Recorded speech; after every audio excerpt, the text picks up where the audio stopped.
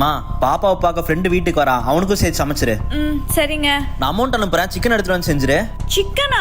ஆமாம்மா, அவன் ரொம்ப நாள் கழிச்சு வீட்டுக்கு வரான்ல, அதனாலதான். இவங்க ஃப்ரெண்ட் வந்தா நான் எதுக்கு சமைக்கணும்? என்னம்மா யோசிச்சுட்டு இருக்க?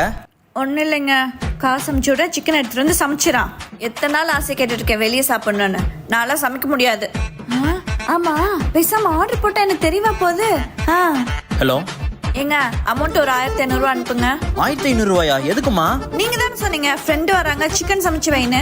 ஏய், 1 கிலோ சிக்கனா 200 ரூபா தாண்டி. ஏங்க, சிக்கன் மட்டும் வாங்கினா போதுமா? வேற எதுவும் வாங்க வேணாமா? சரிம்மா, அனுப்பிச்சுடுறேன். ஐயோ, இவர் வர நேரமாச்சு, இன்னும் ஆர்டர் போட்ட வேற வரலையே. வந்துட்டா. அண்ணா சீக்கிரம் கொடுங்கண்ணா. தேங்க்ஸ்ண்ணா. அடி பாவி. என்னடா மச்சான்? ஒண்ணு இல்லடா மச்சான், வா உள்ள போலாம். செல்ல குட்டி, சாப்பாடு ரெடி ஆயிடுச்சா? ரெடிங்க, வாங்க சாப்பிடலாம். டேய் வாடா சாப்பிட போலாம். டேய் சாப்பாடுல எதுக்குடா, இன்னொரு நாள் பாத்துக்கலாம்டா. ரொம்ப நாள் கழிச்சு வீட்டுக்கு வந்திருக்க, வாடா சாப்பிடலாம். சோ பாப்பா, அப்படியே நம்ம ஊர் நாயர்கடை சிக்கன் குழம்பு மாதிரியே இருக்குமா? இந்த ஊர்ல அவங்கள மாதிரி கைப்பக்கம் யாருக்குமே இருக்காது, உங்களுக்கு மட்டும்தான் இருக்கு. அந்த கடையில வாங்கினா அந்த மாதிரி தான் இருக்கும். பாப்பா, அப்படியே ரசம் கொஞ்சம் ஊத்துறா. தங்கச்சி, இதுவும் அப்படியே நாயுடு ரசம் மாதிரியே இருக்கு, அவ்வளோ டேஸ்டா இருக்கு. உங்க கைக்கு தங்க வலையிலே போடலாம். தங்க வலையில ஒரு கேடு. டேய், அதே கடையில தாண்டா இவ வாங்கியிருக்கா. என்னங்க பாத்துட்டே இருக்கீங்க? இது எங்க வாங்கின? அண்ணா, இன்னும் கொஞ்சம் சாப்பாடு போட்டுக்கோங்க.